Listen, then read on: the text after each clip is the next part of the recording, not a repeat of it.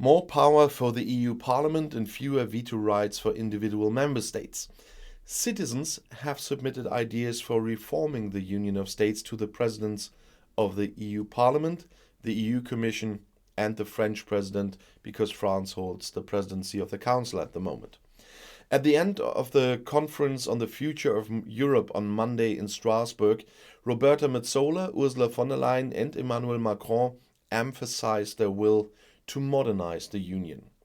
Macron advocated a comprehensive reform of the European Union and a change in the fundamental treaties. He supports the European Parliament's proposal to convene a constitutional convention, Macron said in Strasbourg. We will have to reform our texts, he said. One of the ways is to call a convention. The Maastricht Treaty on the euro and monetary policy, for example, or the Schengen Agreement on the abolition of fixed border checks are in need of reform, they say. Von der Leyen wants to involve citizens more closely in legislative projects. She will propose giving citizens forums the time and resources to make recommendations before presenting important proposals. Because democracy does not end with elections, conferences, or agreements, she says. She's always on the side of those who want to reform the EU so that it works better, even if it means changing the treaties.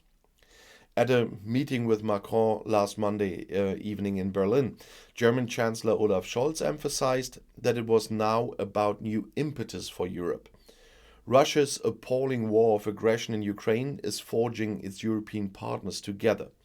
Ukraine is part of the European family, he said.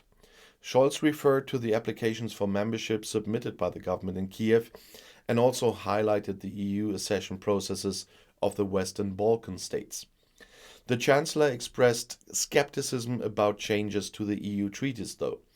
Greater efficiency in many fields can also be achieved without having to go straight to contract changes, he said. For example, majority decisions are possible in more policy areas than is the case today. The central question now is how the EU institutions will react to the proposals. In a joint declaration, the most important political EU institutions committed themselves to follow the recommendations of the conference in principle. At the same time as Macron's announcement, 13 EU states published a paper in which they spoke out against a constitutional convention.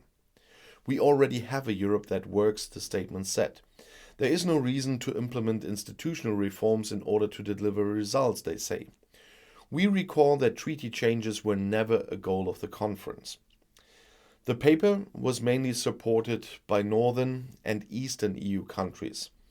Specifically, they are Bulgaria, Croatia, the Czech Republic, Denmark, Estonia, Finland, Latvia, Lithuania, Malta, as well as Poland, Romania, Slovenia, and Sweden. In view of the paper, it is rather unrealistic for the EU to become a kind of United States of Europe, in which individual countries such as Poland or Hungary could no longer block decisions on their own.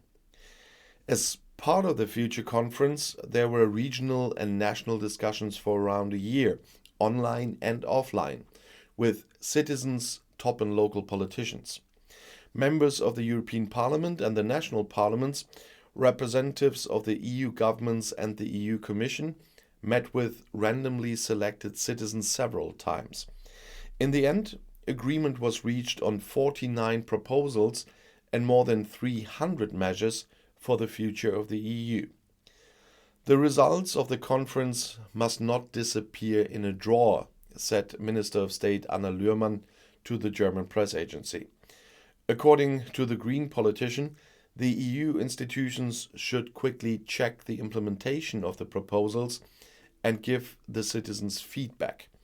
I'm working on the Council to ensure that the voices of the citizens are heard, she promised. Well, in the Council of the European Union, representatives of the EU states meet to make decisions. In addition, the next regular EU summit is scheduled for June, at which the further consequences of the future conferences are likely to be discussed. So we all have to wait and see, but it's a difficult task once again. And I'll see you in my next video. Bis gleich.